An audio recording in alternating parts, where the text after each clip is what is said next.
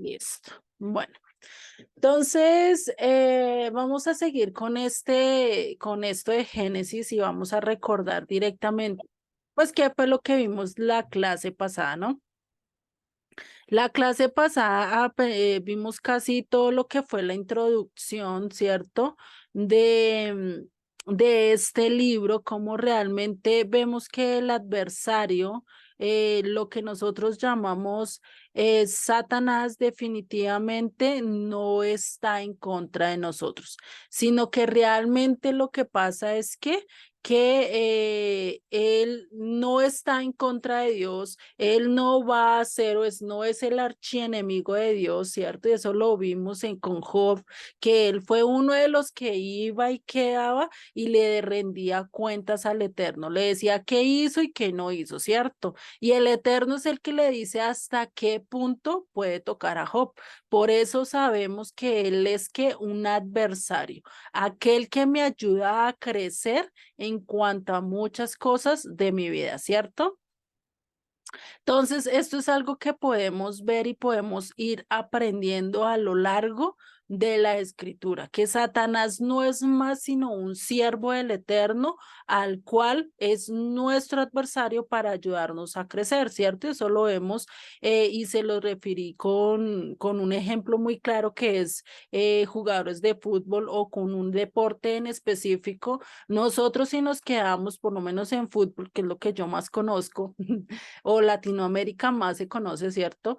En el fútbol, si uno pone a un niño que sabe manejar muy bien la pelota y lo pone con gente de su misma edad, pero que no conoce mucho, que no son muy buen técnicos, pues de lógico que el niño, ¿qué va a pasar? No va a crecer, se va a quedar estancado, pero vaya, póngalo con alguien que es superior, que tiene más talento que él, que ha tenido más recorrido que él, pues, ¿qué pasa? Esa persona lo hace crecer. ¿Por qué? Porque lo ve como adversario, porque lo ve con aquel que tiene que competir para ser mejor. Lo mismo hace el diablo con nosotros. El diablo nos muestra nuestras debilidades, nuestras falencias, aquello a lo que realmente tenemos que sobrepasar, ¿cierto? Y eso es lo que nos muestra y por eso vemos a lo largo de este estudio de Génesis que realmente debemos ver a Satanás más como nuestro adversario que aquel que quiere impedir los planes del Eterno. Eso es algo que nunca va a poder hacer.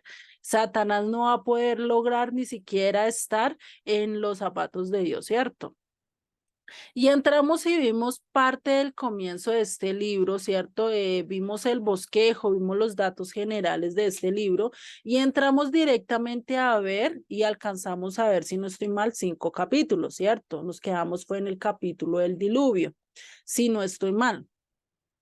Vimos en el primer capítulo cómo Dios creó todo, ¿cierto? Cómo se diseñó, cómo fueron 6 días en los cuales Él trabajó, al séptimo descansó y pues todo empieza otra vez un nuevo proceso y sigue adelante ese proceso de creación. Después vemos en el capítulo 2 cómo Dios le da la forma a una familia, ¿cierto? Cómo empieza a hablar y de decir que ya empieza a crear la familia, empieza a crear todo esto, y de ahí siguen adelante a mostrarnos aspectos muy generales, ¿cierto? Como en el capítulo 3 que ya nos muestra cómo fue que empezó la maldad, ¿cierto? Cómo es que este hombre, que Caín, ya no estaba con Dios y a pesar de que Dios le dijo pilas por lo que estás haciendo, vas a ir de mal en peor y ¿qué hizo? No hizo caso, ¿cierto? Prefirió llevar el mal. Ahí vemos el origen del primer asesinato, el origen de la primera envidia, el origen de no querer hacer las cosas como el Eterno, de la rebeldía, porque si Caín hubiera entregado una ofrenda digna del Eterno, pues de lógico que Dios se lo hubiera aceptado. Pero ¿qué pasó? No hizo las cosas, incluso Dios le dijo, ¿por qué no haces las cosas bien? Si las haces bien, pues de lógico que yo voy a recibir la ofrenda, ¿no? Eso lo dice el Eterno. Ya después en el capítulo 4 y 5 ya no siguen hablando de las descendencias, no siguen hablando de estas historias, ¿cierto? Hasta llegar al capítulo 6, que es la que vamos a ver ahorita. No, no, estoy haciendo un resumen, creo que les aparece todavía solo una pantalla verde con matica, ¿cierto? Porque les estoy haciendo un resumen de lo que vimos la clase pasada, ¿vale? Como para contextualizar ya lo que vamos a entrar a ver hoy. ¿Listo, Javier? Entonces no te preocupes. Entonces, vamos a ver que en el capítulo 6 empieza a ver esta parte del diluvio. Vimos en los anteriores lo que fue lo de la Torre de Babel, cómo todos estos hombres quisieron hacerse a un solo nombre, ¿no? Y ya empieza acá en el capítulo 6, es como el fin. Sí, el decir, Dios mío, estoy harta, el Dios dijo, ya estoy harta de esta humanidad, ya me tienen cansado, hasta los niños en su corazón lo único que tienen es hacer el mal, desde el más grande hasta el más pequeño. Pues imagínense un niño de 2 años que va a querer hacer maldad, que va a querer en su corazón hacer daño, pero pues para esta época ya se veía que hasta los niños hacían lo que querían y nadie les ponía trabas o nadie les enseñaba lo correcto, ¿no? Entonces podemos ver esto y vamos a ver qué es lo que nos enseña acá este capítulo 6 acerca del diluvio. Empieza ese proceso de corrupción desde Adán, desde que él come ese fruto, empieza a haber un declive en la humanidad. Lo vemos desde su hijo Caín, que ya por envidia, por querer tener lo del otro, pues lo que hace que es matarlo. Como no lo conseguí por las buenas, ahora lo voy a conseguir por las malas. Y sigue de ahí en adelante, empieza el decaimiento de la humanidad. Lo vemos después con la Torre de Babel, como el Eterno coge y cambia todo, ¿cierto? Y ahorita acá, antes de eso, pues pasa esto del diluvio, un clímax donde vemos que todo era maldad, donde la gente solo pensaba hacer lo malo, donde la gente no quería seguir a Dios, sino quería hacer su voluntad, ¿cierto? Entonces, ahí vemos que realmente esto lo que querían hacer era realmente hacer la maldad. Lleva un momento donde ya no quieren, ya no quiere seguir el proceso de la raza humana, o sea, seguir la línea entre hombre y mujer y seguir así su descendencia, sino que ¿qué pasó?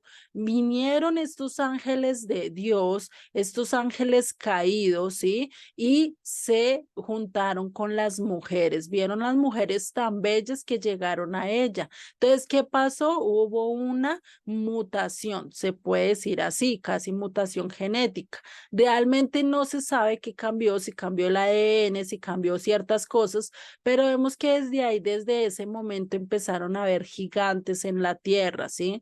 Y de eso ya se ha encontrado hoy en día, se han encontrado restos arqueológicos, se han encontrado incluso hasta en unas piedras, unas manos muy grandotes ahí impresas, ¿sí? Y pues eso lo hemos visto a lo largo de la historia, ¿cierto? Y acá en este capítulo nos muestra que ese ADN se empezó a transformar, se empezó a dañar. Y el único que Dios halló gracia en Noé, si no hubiera hallado gracia en Noé, si no hubiera visto algo de él en perfección, definitivamente hubiera arrasado contra la humanidad, hubiera tenido que empezar todo de nuevo. Pero Dios vio algo en Noé que no vio en las demás personas. ¿Y qué fue eso que vio? Y una de las razones por las que él decide realmente acabar todo, pues es por esta mezcla que hubo entre ángeles y mujeres, entre seres caídos y mujeres, el pervertir la raza humana. ¿Qué ha querido el maligno? ¿Qué ha querido el adversario? Pues realmente acabar con todo lo que se llame Dios, con todo lo que vaya en contra, que vaya a favor de Dios y entre eso al ser humano. ¿Por qué la gente se mata por sí misma? ¿Por qué en medio de una pelea hasta se matan? ¿Por qué por medio hasta de robar algo se matan? Y nos matamos nosotros, ni siquiera en los propios animales. Uno se pone a ver la naturaleza y antes se cuidan entre ellos. ¿Por qué nosotros que somos seres pensantes, seres racionales, nos queremos destruir hasta el punto de acabar con la raza humana? ¿Por qué nos acabamos a través de bombas atómicas, a través de cohetes, a través de bombardeos, a través de pistolas, a través de navajas. ¿Por qué viene eso? Por este mismo hecho de estar y de corromper a la humanidad, no solo a nivel mental, psicológico, sino también a nivel de la genética. Hoy en día, ¿qué quieren hacer con esto de la realidad virtual? Hoy en día, ¿qué quieren hacer con esto de la robótica y todo eso? Pues quieren crear a un superhombre, quieren crear a alguien mucho mejor, ¿cierto? Y diciendo, no, pues Dios no fue capaz de hacer un hombre totalmente perfecto, pero nosotros sí somos capaces. Entonces ahora le quitamos el rol a Dios de diseñador y no lo colocamos nosotros, ¿no? Y eso es algo que vemos que estaba realmente en contra del Eterno, y eso es lo que se ha querido hacer desde el diluvio, desde que estos ángeles quisieron implementarse con las mujeres, quisieron estar y estuvieron con las mujeres y crearon una especie híbrida, que de ahí vienen los nefilín, que de ahí vienen estos seres tan grandes y tan altos, ¿cierto? Y que después más adelante el pueblo de Israel va a tener que acabar en Canaán, ¿cierto? Entonces vemos todo este proceso, ya de los capítulos 7 al 12 nos empieza a hablar, al 7 al 11 nos empieza a hablar ese proceso que hubo en el contexto del diluvio, todo el proceso que hubo en ese momento, cuántos días duraron en el diluvio, todas esas partes, ¿cierto? Y en ese contexto de corrupción del ADN, de que el ADN estaba dañado, había un hombre llamado Noé, el cual no se corrompió, el cual era perfecto, no se había dañado en el ADN. O sea, por decirlo así, Dios dijo, este es el único que genéticamente está bien, este es el único que no se ha mezclado con estos ángeles caídos, es el único que viene de una ADN perfecto como el que él creó, ¿no? Entonces, a partir de Noé es que empieza un nuevo proceso de redención. Recordemos que primero, ¿qué pasó? Adán mordió y pues bueno. Entonces, el siguiente proceso de redención, ¿qué era? Pues restituir a la nación, restituir a toda la humanidad y empezar un nuevo comienzo. Y ese nuevo comienzo, ¿con quién lo empezó? Con Noé. Empezó a hacer un proceso de redención. Noé creía en Dios, él habló con Dios, estuvo en un proceso, duró casi 120 años construyendo el arca, fuera del tiempo que estuvieron en medio del diluvio, allá en medio de las aguas con todos los animales, ver el proceso de él tener que alimentar a un león, a una culebra, a una cabrita, a una oveja, y llegar a tener que convivir con toda clase de animales, pues no era nada fácil, ¿cierto? Y era algo milagroso a nuestros ojos, porque un león nos ataca, nos come, ¿cierto? Una culebra es capaz que coja y nos muerda el talón, nos muerda algo y hasta ahí quedamos, ¿cierto? Pero vemos cómo Dios guardó a Noé durante tanto tiempo, que duró casi más de 100 días, algo así, duró en el arca. Entonces vemos cómo Dios empieza ese plan de redención y no solo escoge a Noé, sino escoge también a sus 3 hijos, que son Cam, Sem y Jafet, ¿no? Rosy, bienvenida. Entonces, estamos ahí, ¿sí? Y viendo cómo Dios escoge esta familia, este proceso de redención, ¿cierto? María Elena me dice que 150 días, sí, más o menos duró, 150 días entre que el agua, recordemos que fueron 40 días y 40 noches que llueve y llueve y llueve, y después el proceso en que se seca la tierra, eso no es de un día para otro, ¿cierto? Y eso que dice que el Eterno se acordó de ellos y hizo un ventarrón que secó todo, ¿cierto? Y pues vemos ese proceso, que siempre fue un proceso largo, que no fueron de días, ay no, acá al instante y al otro minuto ya pasó todo, no, fue un proceso bien largo. Y Dios escoge a Sem como la descendencia o el primer descendiente de la línea genealógica del Eterno, de Yeshua, ¿sí? Desde ahí empieza y dice, en Sem voy a empezar a rescatar a la humanidad. ¿sí? Y pues de ahí es que empieza el capítulo 12, hablándonos de aquella familia que Dios escoge, aquel hombre que Dios escoge y lo pone para empezar a hacer ese proceso de redención. Entonces recordemos, de los capítulos 7 al 9, pues nos empieza a hablar del proceso o de todo lo que pasó en medio del diluvio, ¿sí? Cuántos animales entraron tanto limpios como impuros. Acá nos dice que 7 parejas ni animales que tenían que entrar y cuál pareja tenía que entrar de animal impuro, ¿cierto? Una pareja por animales impuros y 7 por animales puros, ¿cierto? Y vemos que también Noé no se quedó con nada, no le importó tener que sacrificar a una de estas parejas y ofrecer en holocausto al Eterno, apenas se bajó del arca, ¿no? Y sacrificó y eso fue tan agradable al Eterno que el Eterno hizo un pacto. ¿Quién se acuerda cuál fue ese pacto que hizo el Eterno con la humanidad en ese momento? Dime, Rosy. Que ya no iba a volver a acabar la humanidad con agua. Exactamente. Y una señal que podemos que ver de eso, sí, es el arco iris, El Yana, muy arco iris. bien. Exactamente. El arco iris es la señal que tenemos de aquel pacto que hizo el Eterno con nosotros. Ahí podemos ver que la palabra realmente es eterna, ¿no?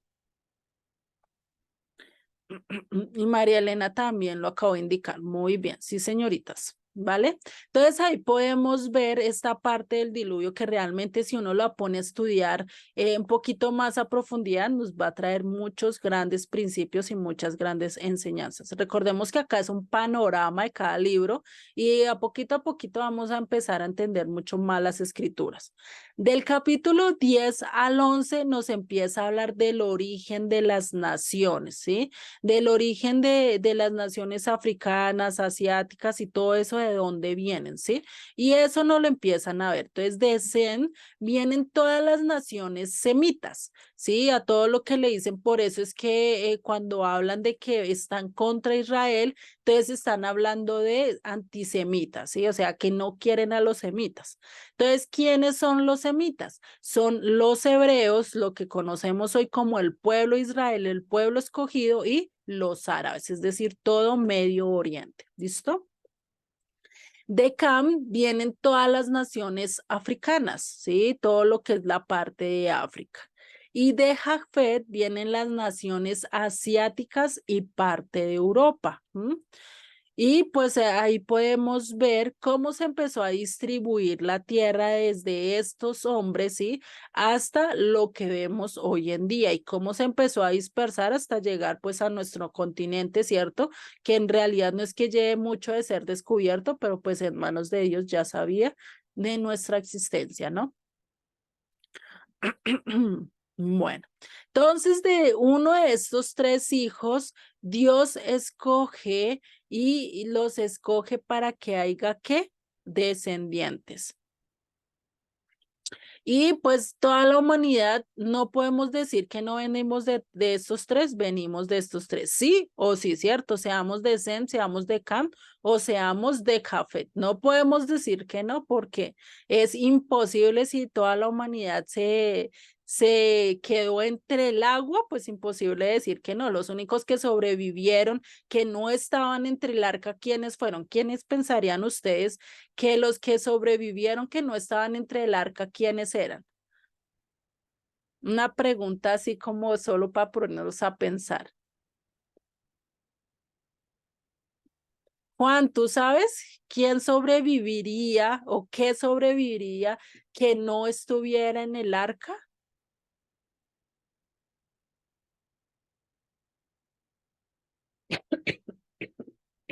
¿Sí estás, Juan? Así. Sí, pero estoy muy afónico, por eso lo escucho nomás. Sí. Vale, no te preocupes. Bueno, entonces, ¿quién me puede decir? ¿Ninguno me puede decir así una idea loca?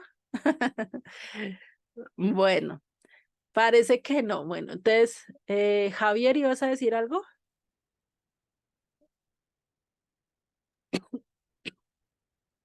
¿Me escuchas, Shalom? Sí, sí, Shalom. Ah, ok. Bueno, no entendí bien la pregunta, ¿la puedes repetir?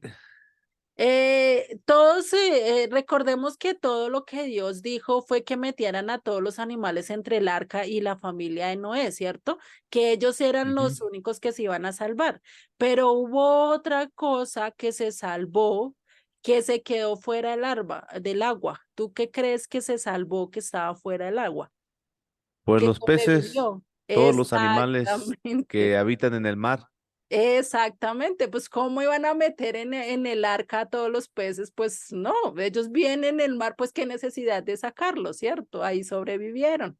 Y eso es algo que a veces nosotros no nos ponemos a pensar y son cositas que uno dice, ve, Dios hasta cuidó de ellos, ¿no?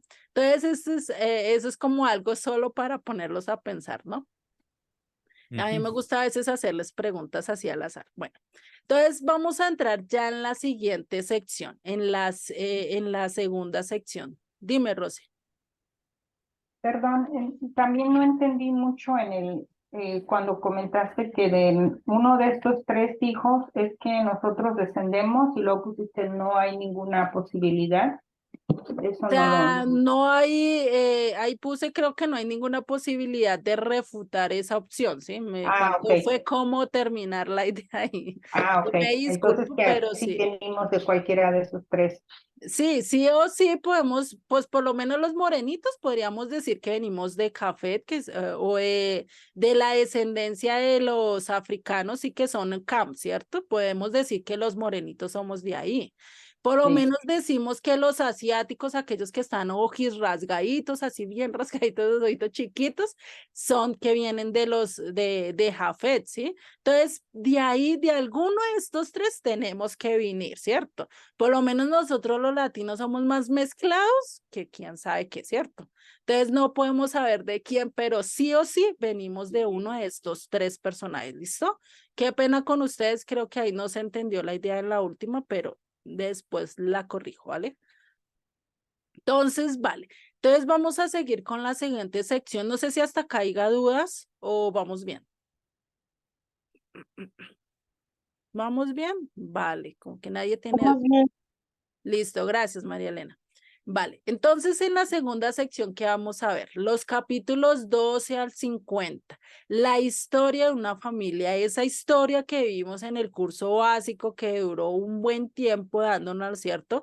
Que duramos harto para entenderla, pues desde aquí es que empieza el plan de redención, escogiendo desde un simple hombre hasta convertirlo en una nación. Entonces, algo que debemos de entender a primera vista que es que Dios no escogió una nación, Dios escogió fue a un hombre del cual empezó a generar la nación que él quería. No que escogiera una nación y dijo, ay, no, de todas estas naciones, ¿cuál voy a escoger? No, él dijo, yo voy a crear un descendiente, voy a crear mi nación, ¿listo? Entonces, eso es algo que debemos de entender, ¿listo?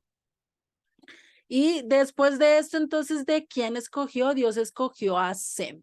De Sem escogió a un escogido, escogió a alguien que podía empezar a hacer la redención del mundo entero y del cual de esta simiente o de la descendencia de Sem escogería a uno de sus descendientes para hacer, ¿qué? Para perfeccionar al ser humano, para empezar a transformarlo en lo que realmente él quería hasta el punto de llegar a que se fuera, al igual que cuando estaba en el jardín del Edén. Recordemos que Adán perdió todo al momento de morder la manzana y pensar que no iba a morir. No murió inmediato, pero murió después de largo tiempo. Imagínense él que nunca había visto la muerte y tener que encontrarse con su hermano Abel y con su hijo Abel y muerto.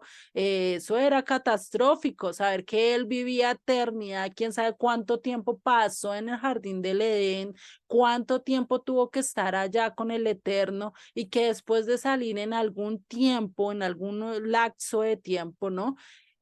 Tuvo que ver a su hijo ver muerto a una edad joven, sin descendencia, sin nada, pues imagínese, eso no era nada agradable, ¿cierto? Ahí fue cuando Adán realmente se estrelló con la realidad, yo creo, ahí yo creo que él ya se dio cuenta que lo que Dios decía se cumplía. tarde o temprano, pero se cumple, ¿no? Entonces, por eso es que Dios empieza a escoger a un hombre para empezar a perfeccionar a la humanidad. Exacto, sí, digo manzana porque es lo que uno más refiere, ¿cierto? En cuanto al árbol prohibido, pero sí es un fruto X que no sabemos qué fruto, ¿sí? No se sabe, pero pues como para tenerlo pendiente y sabemos que pues no hay un fruto como tal específico en las escrituras, sino como solo para tener una referencia de qué comió, ¿no? No es que haya comido eso. Y Clara, gracias por la aclaración, sí está muy bien que me corrijas en esa parte. Gracias, María Elena. Entonces, en esa vemos cómo Dios empieza a perfeccionar al ser humano y empieza a llamar a un hombre de Ur de los Caldeos, un pueblo donde creían en el politeísmo, donde creían que había varios dioses o que había un dios de la lluvia, un dios de esto, un dios de aquello, entonces creían en varios dioses. No le daban todo el crédito a uno, ¿sí? Y vemos que Abraham va a ser diferente. Dios llama y escoge a un hombre de esta cultura. Y le dice, y esto está en Génesis 12:1, pero el Eterno había dicho a Abraham, vete de tu tierra y de tu parentela, de la casa de tu padre a la tierra que yo te mostraré. Y haré de ti una nación grande y te bendeciré y engrandeceré tu nombre y serás bendición. Bendeciré a los que te bendijeren y maldiciré a los que te maldijeren. Y serán benditas en ti, ¿qué? Todas las familias de la tierra. Y este es algo que ustedes siempre tienen que recordar, este verso 3, que en él serían benditas todas las familias de la tierra. Y eso lo vamos a ir tocando a lo largo de todos estos estudios y a lo largo de todas las profecías y a lo largo de todo el Nuevo Testamento, esta promesa que le hace acá. Esta es la primer promesa en la que Dios dice la bendición de que en Abraham, en que toda la descendencia de él iba a ser benditas también todas las naciones de la tierra. Y eso lo vamos a ir entendiendo poco a poco a lo largo del estudio, ¿sí?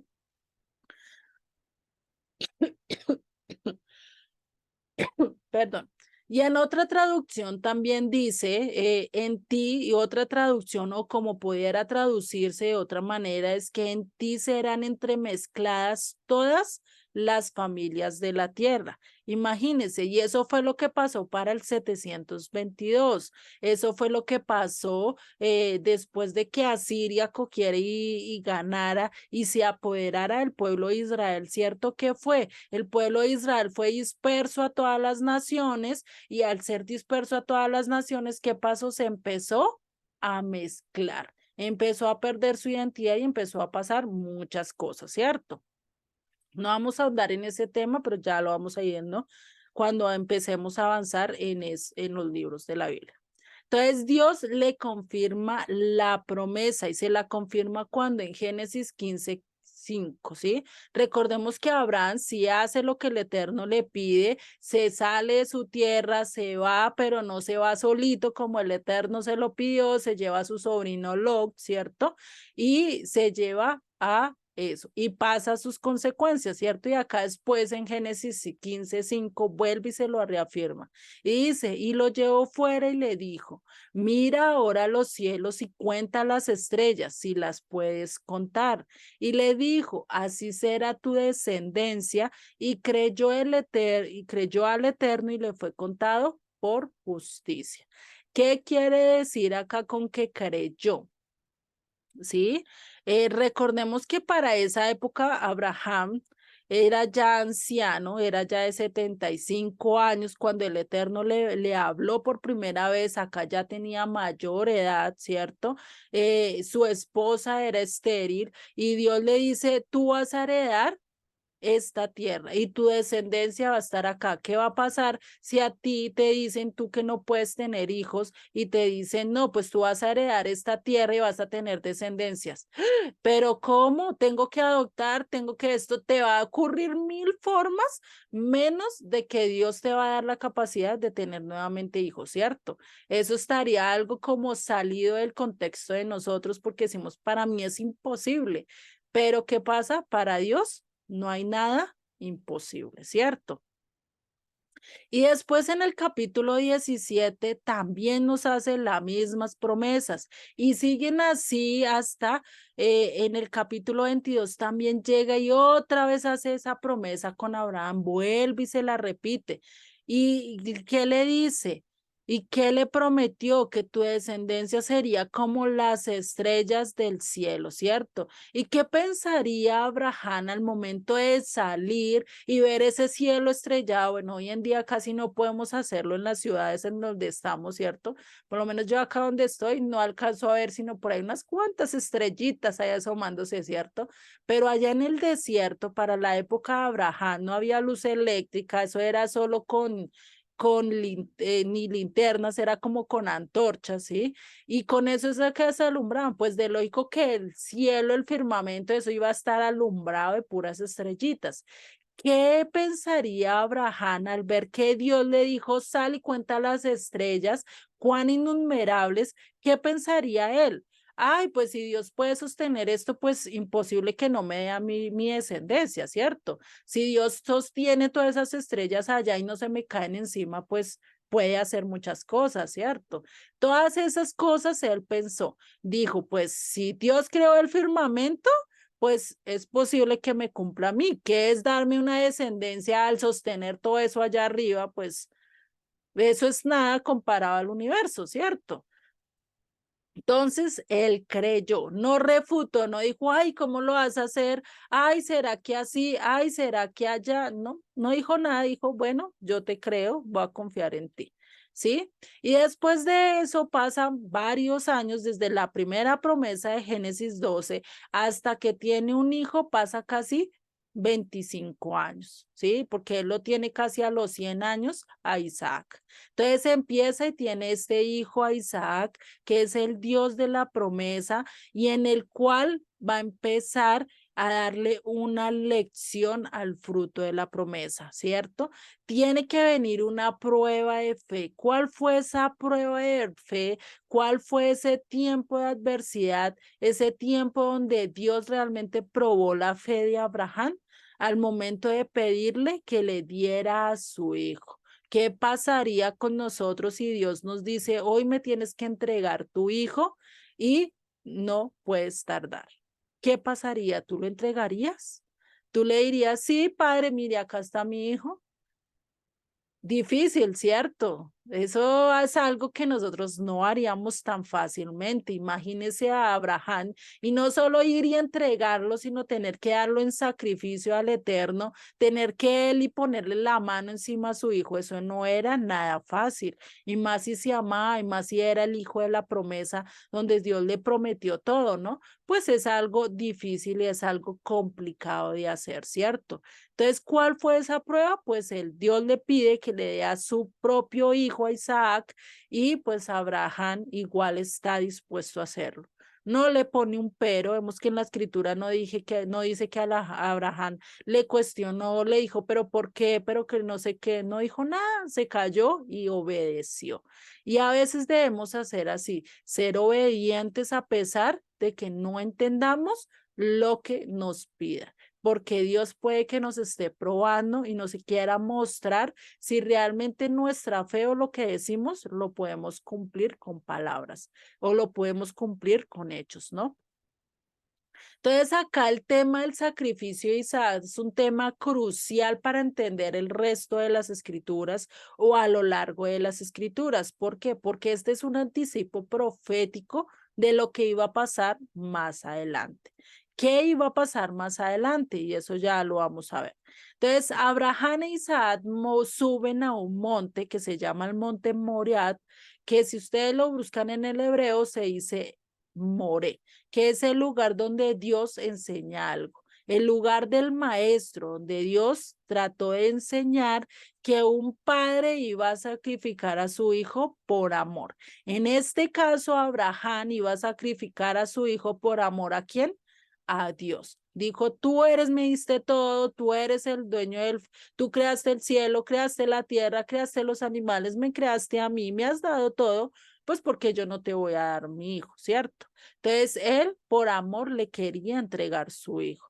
Pero ¿qué pasa, Dios? ¿Qué pasa? ¿Y qué pasa después, después cuando Isaac tenía? Y se dice que para esta época, cuando Abraham iba a sacrificar a su hijo no era de 5, 3 años, fácil de llevar, inocente, no, tenía 30 años, ya era consciente de lo que estaba pasando, y por eso es que antes de subir al monte, antes de estar allá, pues le pregunta a su padre, bueno, ¿y dónde está la ofrenda? ¿Cierto? Pues ya sabía cómo se hacían los sacrificios, ya era grande para su edad, ya era un hombre hecho y derecho, y aceptar el mismo querer sacrificarse, pues no era nada fácil, ¿cierto?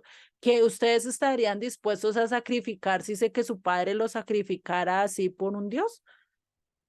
Ahí sí lo pensaríamos, ¿cierto? No sería tan fácil, ¿cierto?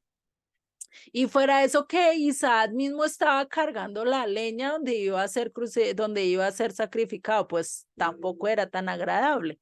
¿Qué pasó en el año con Yeshua cuando cumplió 30 años? Fue llevado, le tocó cargar su cruz, el lugar donde iba a ser crucificado, ¿sí? ¿Por amor a quién? Por amor a la humanidad. ¿Quién lo estaba entregando? Dios, el Padre, entregando a su Hijo por amor a la humanidad. Un hijo, un padre entregando en sacrificio a su hijo por amor.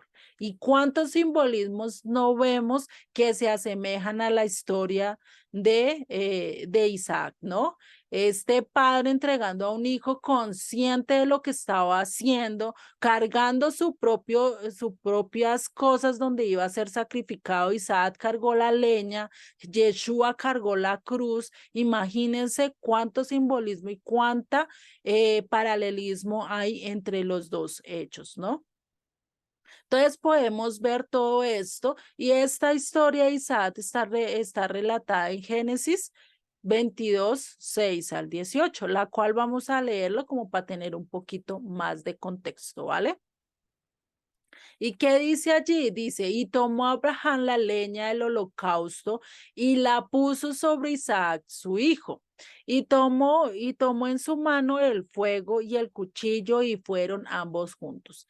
Entonces habló Isaac a Abraham, su padre, y dijo, Padre mío. Y él respondió, heme aquí, mi hijo. Y él dijo, ¿quién dijo? Isaac. He aquí el fuego y la leña, mas ¿dónde está el cordero para el holocausto? ¿Y qué respondió Abraham? Dios se proveerá de cordero para el holocausto, hijo mío. E iban juntos. Aún así, en este momento, yo creo que Abraham diría, no, Dios me va a dar la salida, no va a permitir que yo sacrifique al hijo de la promesa, voy a confiar en él y voy a esperar en el que él va a proveer en el momento justo. Semejante fe, ¿no? Y sigue diciendo el verso 9. Y cuando llegaron al lugar que Dios le había dicho, edificó allí a Abraham un altar y compuso la leña y ató a Isaac su hijo y lo puso en el altar sobre la leña. Imagínense un hombre de 30 años y un viejo mayor, Abraham era mayor para esta época y subiendo a su hijo ahí, pues de lógico que tuvo su hijo Isaac tuvo que ayudar, tuvo que ser y estar de acuerdo con lo que su padre iba a hacer, ¿no? No era nada fácil. Y entonces dice el verso 11, entonces el ángel del Eterno, bueno, ahí me pasé y dice el verso 10, y extendió a Abraham su mano y tomó el cuchillo para degollar a su hijo. Mejor dicho, ya estaba a punto de enterrarle el puñal para matarlo. ¿Y qué pasa en el verso 11? Entonces el ángel del Eterno le dio voces desde el cielo y dijo, Abraham, Abraham. Y respondió, heme aquí. y dijo, no extiendas tu mano sobre el muchacho ni le hagas nada, porque ya conozco que temes a Dios, por cuanto no rehusaste tu hijo, tu único hijo. No me impediste, no quisiste quedártelo, no tuviste por más a tu hijo que lo que yo te pedía. ¿Cuántas veces tenemos en primer lugar a nuestros hijos, a nuestro esposo, a las cosas que tenemos en vez de a Dios? A veces Dios nos pide sacrificar esas cosas o dejarlas de un lado y entregárselas a Él para que lo adoremos solo a Él. Eso es algo que debemos de mirar si realmente nuestro corazón está dispuesto solo a adorar a Dios o tenemos en nuestro corazón alguien a quien adorar en su lugar. Y después sigue el verso 13. Entonces alzó a Abraham sus ojos y miró, y he aquí a sus espaldas un carnero trabado en un salzar por sus cuernos. Y fue Abraham y tomó al carnero y lo ofreció en holocausto en lugar de su hijo. ¿Qué pasó? Se cumplió lo que Abraham le dijo a su hijo. Dios se proveerá de sacrificio. Dios proveerá para el holocausto. Dios nos dará lo que debemos de sacrificar. Él confiaba y acá Dios respondió a esa confianza que Abraham tenía, ¿no? Y dice el verso 14, y llamó a Abraham el nombre de aquel lugar, el Eterno proveerá, el Eterno proveerá. Por tanto se dice hoy, en el monte del Eterno será provisto. Hoy en día decimos Dios proveerá, ¿cierto? Cada vez que nos falta algo. Y dice el verso 5, y llamó el ángel del Eterno a Abraham por segunda vez desde el cielo y dijo, por mí mismo he jurado. Imagínense, el Eterno jurando por sí mismo, algo que no va a refutar, algo que no se puede contradecir a lo largo de siglos, milenios, años, por más que nosotros queramos, por más que un hombre se levante y diga esto no es así, ¿qué pasa? No lo va a poder diluir, no lo va a poder hacer o cancelar que no se cumpla, ¿cierto? ¿Se va a cumplir o se va a cumplir? ¿Cierto? Y dice, he jurado por mí mismo, dice el Eterno, que por cuanto has hecho esto y no me has rehusado a tu hijo, tu único hijo, de cierto te bendeciré y te multiplicaré tu descendencia como las estrellas del cielo, como la arena del mar que está a la orilla del mar, y tu descendencia poseerá las puertas de sus enemigos. En tu simiente serán benditas todas las naciones de la tierra, por cuanto obedeciste a mi voz. Vuelve y le repite eso que vimos en el verso 3 de Génesis 12, vuelve y se lo ratifica aquí. En ti serán benditas todas las naciones de esta tierra, todas las familias de la tierra, ¿cierto? En ti serán entremezcladas todas las naciones y podrán ser salvas. Imagínense esto. Entonces, ¿dónde vamos a encontrar el énfasis de Génesis? ¿En qué se enfatiza Génesis de por sí? Si nosotros vemos y vamos siguiendo la historia de Abraham y empieza la historia desde Abraham, desde su descendencia hasta el capítulo 50 de Génesis, ¿cierto? Hasta terminar el libro, nos empieza a hablar de toda la descendencia de Abraham. Pero cuando nosotros hablamos del énfasis de un libro, es cuando decimos de que es a lo que más está hablando el libro, ¿cierto? Y a eso y a qué le está hablando más el libro. Pues después de que Abraham estuvo dispuesto a entregar a su hijo en sacrificio, Dios lo multiplicó, empezó a hacer que se crecieran, ya no eran dos, ya no era Abraham y Sara, y después ya no era Isaac, ya después empezó a crecer, tanto que se llegaron a multiplicar y ser un pueblo, después de ser un pueblo pasaron a ser una nación, y después de esa nación pasaron a ser miles, entre miles, que de los cuales uno de esos miles estamos nosotros, ¿cierto? cada uno de nosotros. Entonces vemos que de los capítulos 1 al 11 cubre un periodo más o menos de 2080 años. Eso es aproximado. Recordemos que todo acá en fechas y en años es casi aproximada porque no tenemos unas fechas específicas, solo el Eterno las tiene, ¿no? De los capítulos 12 al 50 más o menos cubre un periodo de 300 años, es decir, 3 siglos. ¿Listo? Entonces es un periodo bastante corto y al mismo tiempo largo para nosotros, ¿no? Lo corto en el lapso de lo que nos cuenta de los capítulos 1 al 11. Y ya ahorita les voy a decir en sí qué es el énfasis del libro. Amparito, ¿tienes alguna pregunta? No, señora, gracias. Ah, vale, no es que abriste el micrófono y pensé que tenías preguntas, no te preocupes. Bueno, entonces de los capítulos 12 al 13 se empieza a desarrollar la historia de ¿quién? De Abraham. Nos empieza a hablar del primer patriarca, nos cuenta toda su historia hasta llegar a Isaac, ¿cierto? Después de estos capítulos del 12 al 25,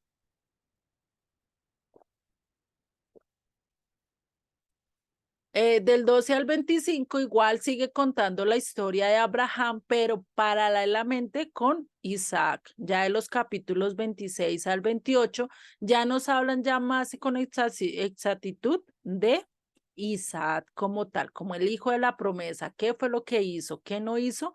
No lo cuenta en estos capítulos. Después de los capítulos 27 al 50 nos cuenta también la historia de Jacob, ¿sí? Aquel que en él iba a nacer y se iba a fructificar, ya no ser solo 10, 20 personas a 30 personas, sino que ya se empezó a multiplicar a muchos más, ¿cierto? Y acá, ¿cómo vamos a saber cuál es el énfasis del libro? Y el énfasis del libro lo sabemos en lo que más habla el libro. ¿Quién me puede decir qué es lo que más se trata el libro de Génesis o en qué personaje se enfatiza más todo el libro de Génesis? ¿Quién me podría decir? Así por el azar, que ustedes crean. Tranquilos que acá estamos es para aprender, no importa que digan locuras.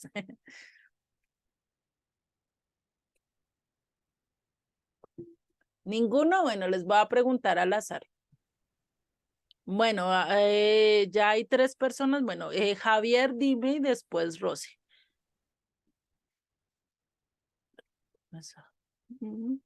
Bueno, Yana me dice que sobre la promesa.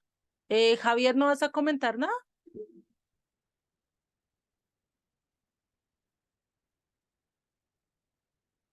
Bueno, parece que no. Dime, Rosy. Pues más o menos el libro de Génesis, pues podemos encontrar prácticamente todo, desde el principio al fin, el propósito de la creación, Ajá.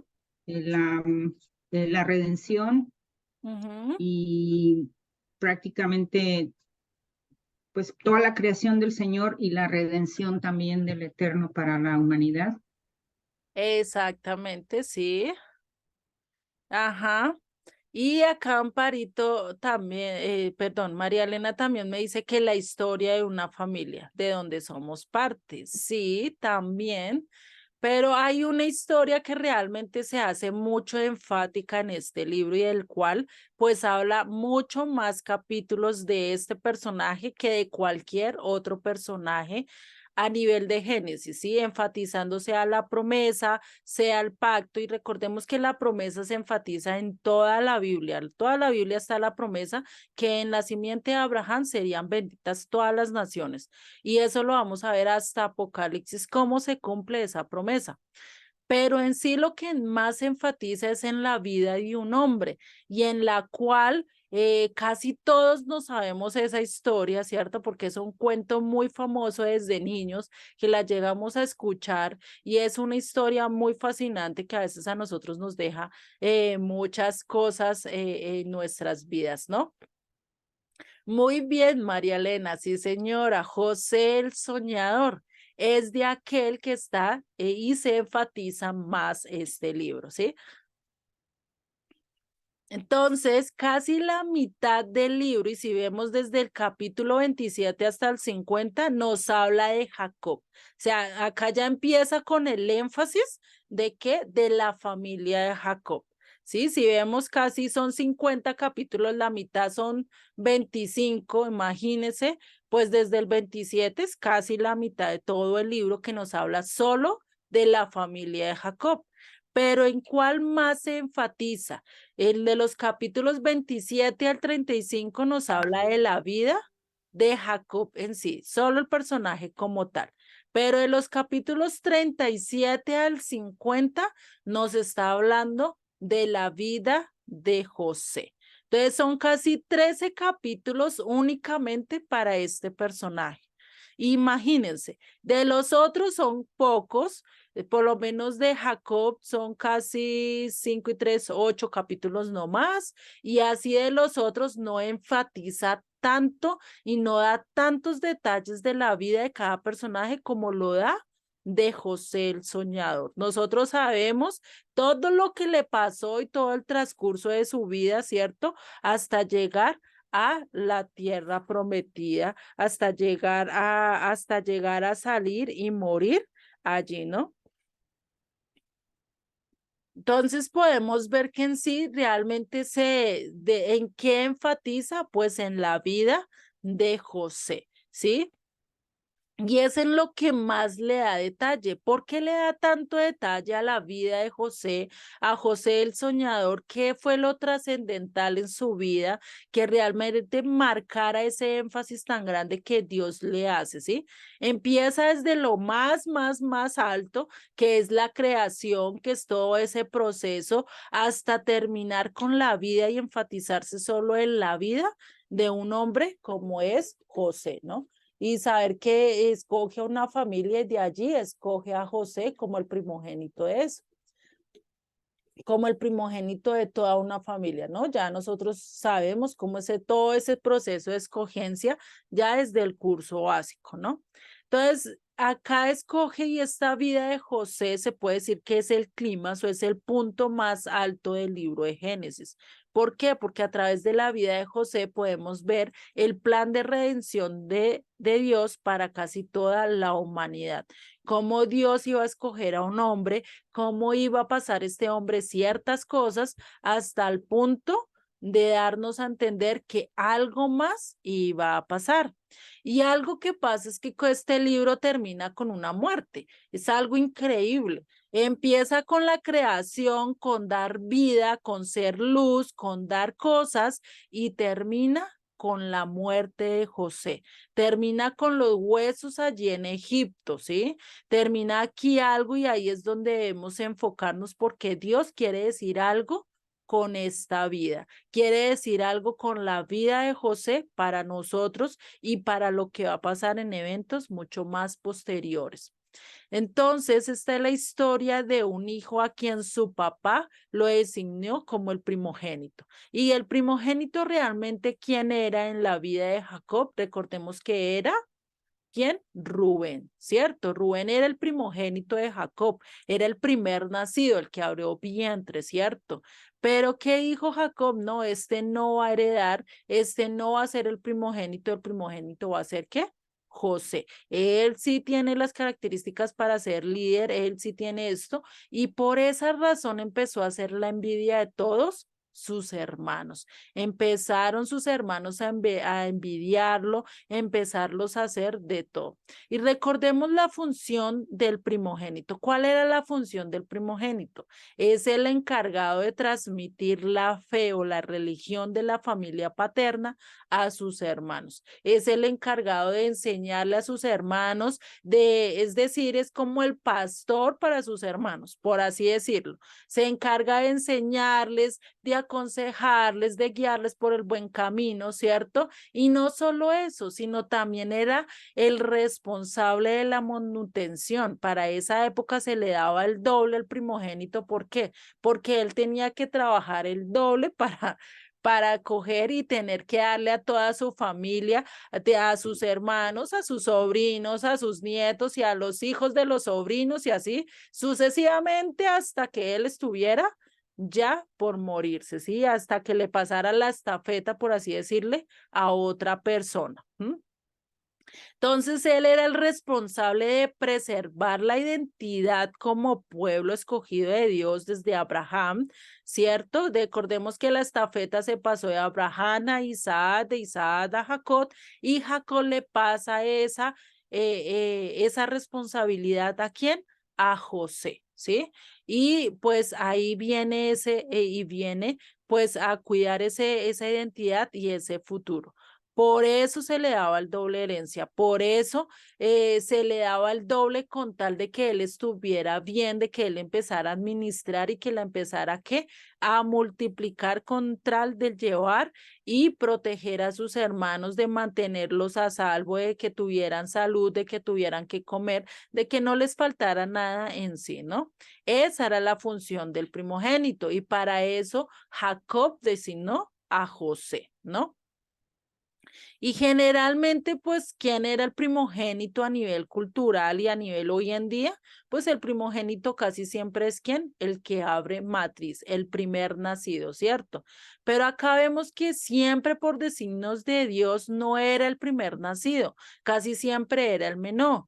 ¿Qué pasó con Jacob y Esaú? ¿Quién era el mayor? Esaú, ¿cierto? Pero Dios escogió al menor. Lo mismo cogió acá de 12 hermanos con una hermana, o sea, eran 13 hijos, pues las mujeres no entraban en ese rol, ¿cierto? De tener que administrar y de tener que llevar a cabo esta función de primogenitura.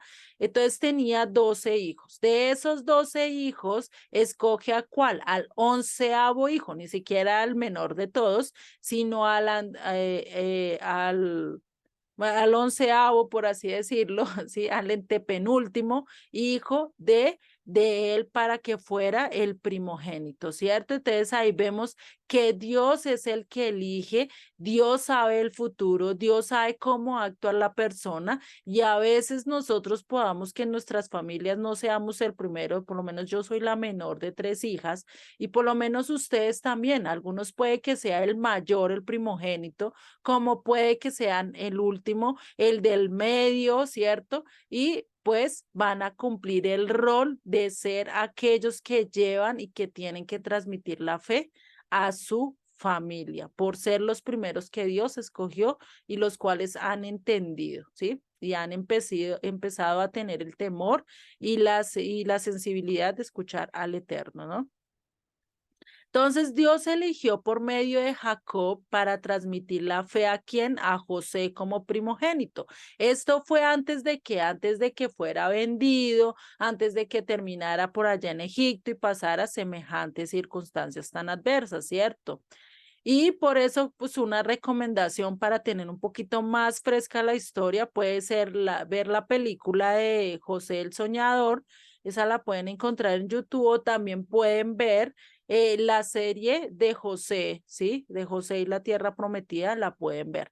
Es muy buena y le hace a caer en cuenta uno muchas cosas que a veces pasa por alto, ¿no? Al leer el libro que a veces lo leemos como si todo pasara en un solo día, en un segundo, pero cuando vemos la historia realmente podemos ver que cada cosa llevó su tiempo, que no fueron lapsos cortos, sino que realmente fueron lapsos largos, donde José tuvo que también pasar por un proceso y saber que no falló en ese proceso, ¿no? Entonces, en esta historia vamos a aprender cómo sobreponernos a las circunstancias adversas. José no pasó solo una circunstancia adversa, es desde que casi el papá le dice, ahora tú vas a ser el primogénito, cuando le pone esa túnica de colores, mejor dicho, los hermanos se volvieron contra José. Dijeron, no, este no puede ser el primogénito, este tiene que salir, este de aquí no va a continuar. ¿Listo? Recordemos que ahorita que acabemos este libro, igual les voy a mandar el PDF, entonces no se preocupen si no alcanzan a anotar todo, ¿listo? Entonces, para que estén como más pendientes de la clase, entonces no se preocupen de los apuntes, ¿listo? Entonces, después de los capítulos 37 al 50, ¿qué pasa? Vemos la vida de José, vemos que en la tradición judía a José se le conoce como Joseph, a Sadik, o sea, como José el justo, aquel que no cometió pecado. Y si lo vemos en el transcurso de todos estos capítulos, José pudo maldecir, José pudo negar su existencia, José pudo haber traicionado, pudo haber caído realmente con la mujer de Potifar, pero vemos que no hizo nada de eso, ¿cierto? Hizo antes lo contrario. Antes humilló, se agachó la cabeza, no dijo nada, aceptó lo que estaba pasando y confió en Dios, que Dios iba el que lo iba a sacar de esa situación, ¿cierto? Porque no, como no se menciona pecado en él, pues por eso le dicen que José es el justo, Joseph Hasadik. Entonces nos muestra acá cómo él temió de Dios, él tuvo temor de Dios a lo largo de su vida, esos años, y algo que debemos de tener, y acá algunos de ustedes que tengan hijos o que tenga proyectado tener hijos, ¿qué tenemos que hacer desde la infancia? Enseñarles y darles a conocer el amor del Eterno, mostrarles, porque uno no sabe a qué edad ellos van a estar fuera de nuestro hogar. Eso pasó con José a la edad de 16, 17 años, fue llevado, fue sacado de su hogar y lo único que quedó fue con lo que aprendió de su casa, con lo que su padre le alcanzó a enseñar, con lo que su madre le alcanzó a enseñar. Y vemos que tuvo muy buenas bases para no llegar a traicionar al Eterno, para no llegar a hacer cosas que no debía hacer. Y siempre obedeció a Dios, a pesar de que vivió las peores cosas, ser vendido por sus propios hermanos, ¿cierto? A los cuales le tuvieron celos, y ser vendido a una nación extranjera, a una nación que él no conocía, que él no entendía, y a pesar de que él era letrado, recordemos que a Jacob le enseñó a contar, le enseñó a escribir, le enseñó a ser un hombre de negocios, ¿sí? A saber cómo manejarse, pues como él iba a ser el primogénito, tenía que instruirlo en todo, ¿no? Entonces, imagínense ser llevado a una nación totalmente fuera de él, pues de lo hijo que era, todo un proceso muy difícil de llevar, ¿cierto? Y la vida de José, al igual que todos los 66 libros de la vida, nos dirigen la atención a qué persona, qué paralelismo o a qué vida hace paralelismo la vida de José. Isa, ¿tú me puedes decir? Como para que no hablemos los mismos, sino que estemos interactuando. Isa, ¿me puedes decir? No sé si me entendiste la pregunta. Hola, buenas noches. Hola. Sí, pero la podrías repetir, es que se estaba cortando mucho, que hay fallas en el internet. Vale, tranquilo. Se me olvidó, ¿qué paralelismo o con quién hace referencia a la vida de José? Todo lo que él vivió, ¿con quién hace paralelismo? ¿De este tipo de quién? ¿De Jesús, de Yeshua? Exactamente, muy bien, sí, señorita. Hace referencia a la vida del Mesías desde el momento en que lo vendieron. ¿Quién vendió a Yeshua? ¿Quién lo entregó a las autoridades? Sus propios hermanos, ¿cierto? ¿Quién fue y lo crucificó y lo entregó y hizo que pasara cosas muy graves? Sus propios hermanos, ¿cierto? ¿Y a dónde lo mandaron? A las naciones. Hoy en día, ¿dónde está? Entre las naciones, está hablando entre las naciones, se dio a conocer a las naciones, y sus propios hermanos, ¿qué pasa? No lo conocen. Lo mismo que José, cuando él estaba allí ya siendo Sanat Panea, ya siendo el segundo al mando de todo Egipto, ¿quién lo reconocía? Las naciones sabían, los pueblos, los que estaban sirviendo con él, sabían que él era extranjero, que él era un judío, que él era hebreo, ¿sí? Por así decirlo. ¿Y qué pasa con sus hermanos cuando llegan y lo ven allá todo egipcio? Pues ni lo conocen. Dice, este es un idólatra, este no hay que ponerle cuidado, solo venimos a comprar, ¿cierto? Es algo que podemos ver a lo largo de las escrituras. Entonces, y algo que el papá le da es este manto de colores. ¿Y qué es lo que representa ese manto de colores, esa capa de colores que Jacob le da a él?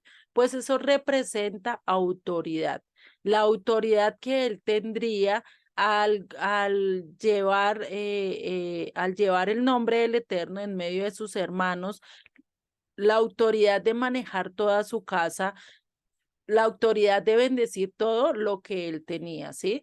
Y pues no solo eso, a nivel ya más abierto, esos colores, que no era una capa de solo un color, sino de varios colores, pues representan razas, pueblos y naciones. Lo mismo que está haciendo el Eterno. Él está haciendo, Yeshua, nuestro Mesías, está en medio de las naciones, teniendo la autoridad en medio de pueblos y naciones. Imagínense esa semejanza, esas cosas que nosotros a veces no vemos en medio de, pues no habíamos visto antes, ¿no?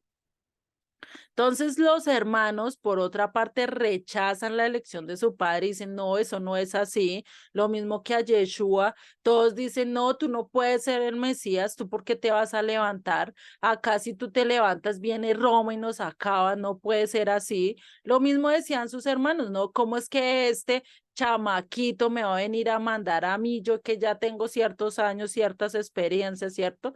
Pues dicen, ¿cómo es que este me va a mandar a mí? ¿Cierto?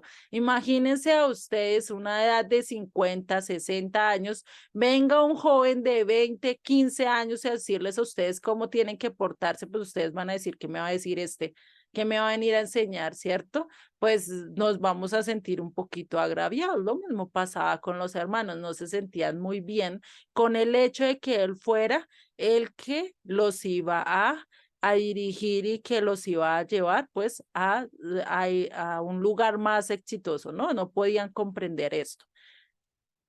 Entonces José es vendido a sus hermanos, lo llevan, lo echan en un pozo mientras que estaban pensando en tramarlo. Uno de ellos, Rubén y Judá, dicen, no, no lo matemos, mejor hagamos otra cosa. Rubén se va, se pierde un tiempo y Judá dice, ve una caravana ismaelitas, dice, pues vendámoslos.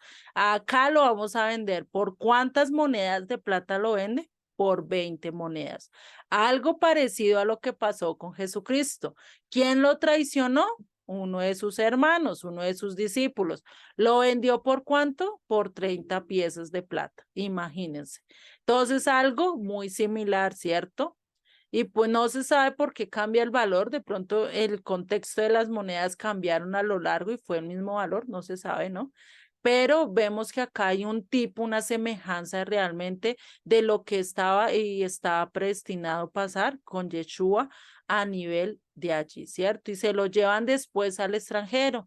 En el extranjero, ¿qué pasa? Pierde su identidad como hijo de Israel, ya se viste como extranjero, le toca vestirse todo un Egipto, como todo un egipcio, y se convierte en el gobernador de todas las naciones gentiles. Hoy en día, ¿quién es Jesucristo en medio de todas las naciones gentiles?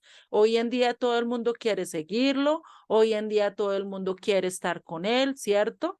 Y todo el mundo lo conoce, menos los judíos, menos su propia tierra y su propia nación lo conocen. Después de esto, de que pasa ya tiempo en Egipto, él se convierte en el segundo al mando y se le pone el nombre de Sanat Panea. ¿Qué quiere decir ese nombre? Hay muchas traducciones, hay unos que dice el dador de pan, hay otros que ya le cambian el nombre y por lo menos acá tengo una referencia al significado de Sanat Panea. Dice que puede ser el preservador del mundo, mantenedor de vida o el que revela secretos. Y recordemos que José el soñador era aquel que revelaba también sueños al igual que Daniel. Por eso también puede ser esta parte que revela secretos, ¿no? Es un nombre egipto que le dio el faraón a José cuando le confirió el cargo de primer ministro de toda la tierra de Egipto. Eso lo vemos en Génesis 41-45. Este nombre no se ha encontrado en los antiguos textos egipcios y la interpretación más plausible es la de Spilger, o sea, es como alguien que estudió esto. Quien adelanta la opinión que es correspondiente, bueno, que dice que él dice que es posible que sea el Dios habla y él vive. Imagínense todas estas referencias, sea cualquiera que sea el significado del nombre, siempre nos lleva ¿a quién? A Yeshua, ¿cierto? Yeshua es el que es el preservador del mundo. Él es el que mantiene la vida, es el que revela los secretos, ¿cierto? Y fuera de eso, Dios habló a través de él y él vive porque resucitó, ¿cierto? Imagínense. Todo eso y nos lleva siempre al mismo lugar, a Yeshua. No nos habla de otro y no nos lleva a perdernos en otro significado totalmente diferente, sino a Yeshua. ¿Y qué dijo Yeshua en su ministerio? Dijo, yo soy el pan de vida, el que viene a mí nunca tendrá hambre y el que en mí cree no tendrá sed jamás. Imagínense. Algo muy bonito, ¿cierto? El ver cómo Dios mostró su plan desde el inicio, solo con la vida y un hombre, mostrar todo lo que iba a pasar siglos y casi milenios después, imagínate, ¿cierto? Y mientras José estaba en el exilio entre las naciones, ¿qué pasa? Sus hermanos no lo reconocen, sus hermanos lo odian, sus hermanos ni siquiera saben si está vivo o está muerto, ¿cierto? Hasta llegaron al punto de pensar que él estaba muerto. Perdón. ¿Por qué no lo reconocen?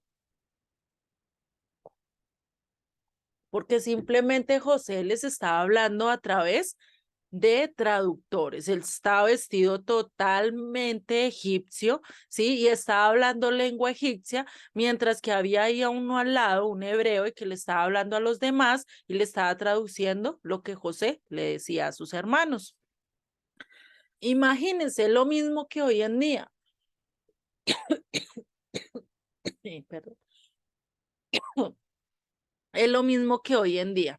Hoy en día Jesús a través de quienes está hablando, a través de gentiles, está hablando a través de traductores, no está hablando él mismo en sí, se está dando a revelar a sus hermanos. Por eso hoy en día Judá todavía no lo reconoce, ¿sí? ¿Y hasta cuándo es que lo reconocen? ¿Hasta cuándo es que realmente ellos entienden que se ha cumplido, que Dios va a traer la salvación a sus hermanos?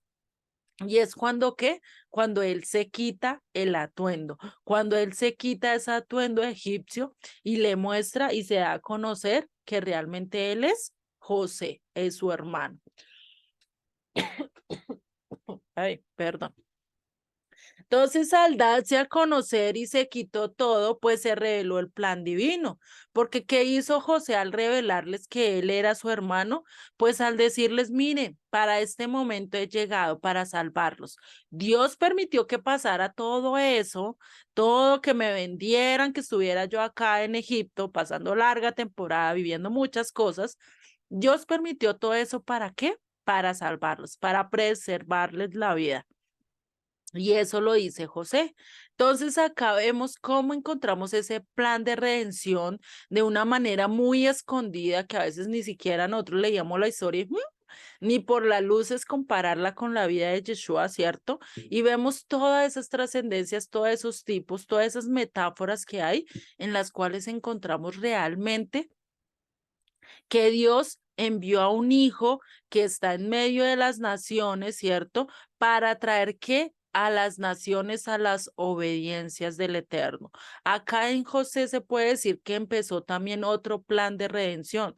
Se dice que José hablaba más de 70 idiomas para su momento, pues para hablar con toda esta gente, todos estos pueblos que llegaron a pedir pan. Recordemos que pasaron 7 años de gran abundancia, de gran riqueza, ¿sí? A nivel de todos los pueblos, pero también después venía, ¿qué? 7 años de escasez, donde realmente 7 años sin cultivar, sin cosechar, eso era para morir, ¿cierto? Eso no es nada fácil. Y por eso, pues Dios utilizó a José no solo para preservar a las naciones, sino también para preservar a su propia familia. Y eso es lo que está haciendo el Eterno. Y eso va a pasar al final cuando todos vean a Yeshua llegando entre las nubes, viendo cómo fue maltratado, viendo cómo fue eso, pues ahí se empezarán a reconciliar. Las 12 tribus, sí, la casa del norte, la casa del sur, se van a empezar a reconciliar, van a ser un solo rebaño con un solo pastor, ¿cierto? Y eso lo vamos ya a lo largo. Y vemos que acá nomás solo con tener Génesis, ya vemos revelada casi toda la historia de la Biblia, ¿no? No podemos decir que si solo tuviéramos Génesis, ya podríamos saber cómo va a ser el inicio y cómo va a terminar la historia de redención de nosotros. Entonces, si algo con lo que el libro de Génesis termina es con la muerte de José. ¿Sí? ¿Y qué pide José a sus hermanos antes de morir? Él le dice que saquen sus huesos secos cuando salgan de Egipto, porque Dios los va a visitar. ¿Qué dice? No pierdan la esperanza de que ustedes van a vivir todo el tiempo acá, ¿no? El Eterno también nos va a sacar y nos va a volver a la tierra prometida, pero no se vayan sin mis huesos, llévenselos también de aquí, no me dejen acá en tierra extranjera, sáquenme de este lugar al lugar que Dios prometió. Y esto nos hace recordar de que haréis llevar mis huesos, esos huesos secos, sin vida, sin nada, llevarlos a la tierra prometida tenía que pasar un proceso, ¿cierto?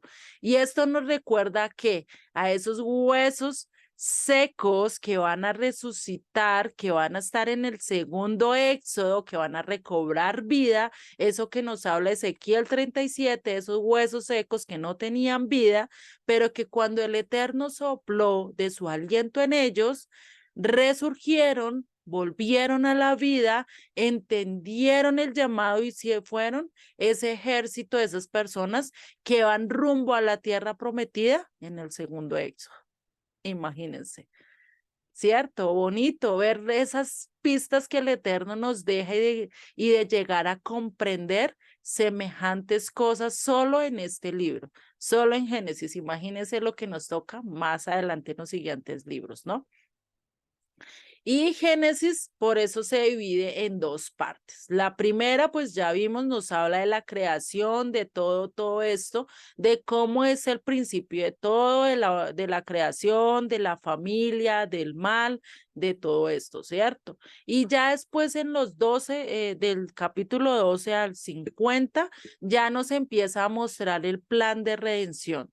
¿Cómo empieza escogiendo a un hombre para terminar siendo una nación y que de esa nación iba a ser reesparcida, iban a venir huesos secos, iban a resucitar, iban a traer nueva gente al puerto, a la casa, a la tierra prometida que el Eterno nos prometió a cada uno de nosotros, ¿cierto?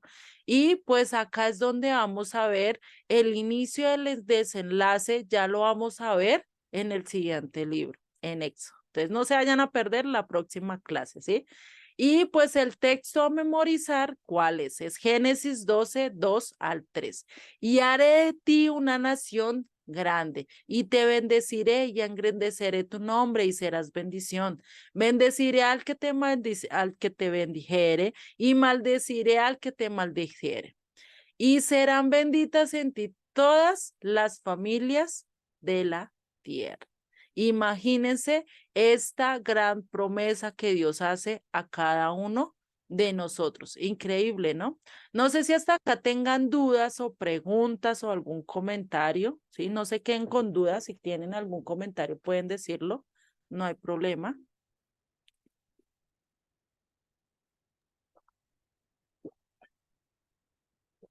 ¿Ninguno? Juliet, Dime, Javier. Una pregunta nada más. Ahí hiciste un comentario de que José llegó a hablar alrededor de 70 idiomas. Es un buen comentario y me gustaría profundizar un poco más. Si tienes la información, pues me la puedes pasar, ¿sí? Bueno, información como tal, no sé que eso lo dice la tradición judía, ¿sí? O sea, el rabinato. Dicen que ellos, que José llegó a hablar semejante cantidad de idiomas, pues pensándolo lógicamente para recibir a todo el pueblo, porque no solo recibió a egipcios, no solo recibió a gente de Canaán, sino a todos los que estaban alrededor, de todo alrededor, también pudo haber conocido cada uno de los idiomas, ¿sí?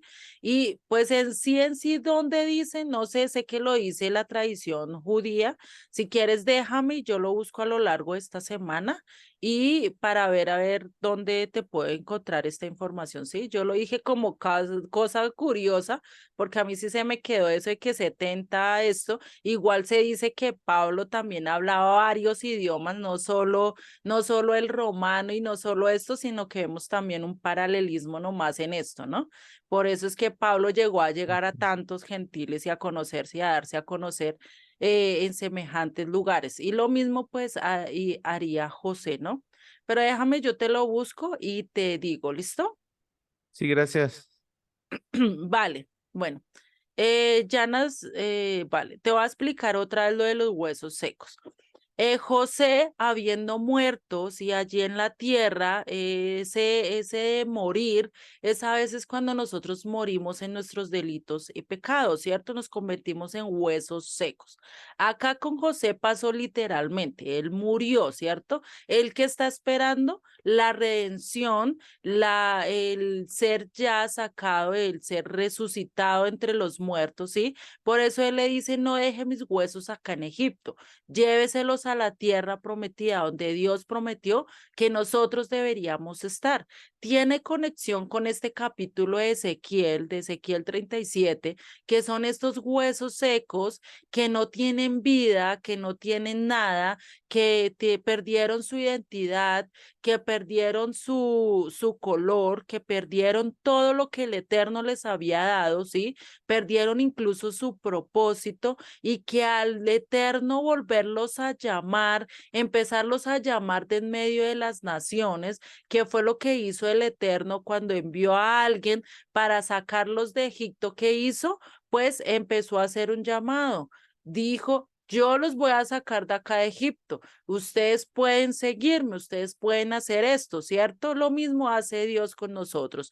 Dios nos llama, nos empieza a decir, salgan de allí, ustedes quieren resucitar, ustedes quieren resurgir, escuchen mi voz. Si nosotros escuchamos esa voz, el Eterno empieza a soplar vida sobre nosotros. Esa vida que esos huesos secos necesitaban para revivir, para resurgir a nivel espiritual. Ya a nivel físico lo vamos a hacer ya cuando venga el Mesías en su segunda venida, después de que Él se aparezca, es que va a empezar a hacer la resurrección de los muertos, no antes. Y eso lo pueden ver en primera de Tesalonicenses, si no estoy mal. Bueno, en alguna de las dos cartas de Tesalonicenses no lo dice. Entonces, si lo podemos ver, eso se cumple tanto a nivel espiritual como a nivel físico, el que el Eterno va a revivir nuestros huesos secos, ¿sí? Esa sequedad en nuestra vida que no entendemos, de que andamos sin Dios, de que andamos perdidos en el mundo, y encontrar a Dios y conocerlo a Él, pues ese es el suspiro que el Eterno nos está dando para poder conocerlo y para poder llegarlo a entender y pues estar directamente con Él ya en la resurrección de los muertos. No sé si ahora sí me pudiste entender, igual eso lo vamos a ir entendiendo un poquito más a lo largo que vayamos siguiendo estudiando todos los 66 libros, ¿listo? Sí, más claro, gracias. Vale, no te preocupes. ¿Alguien más tiene alguna duda o pregunta o inquietud o algún comentario? ¿No? ¿Vamos bien hasta ahora? Listo. Vale. Deme un segundo.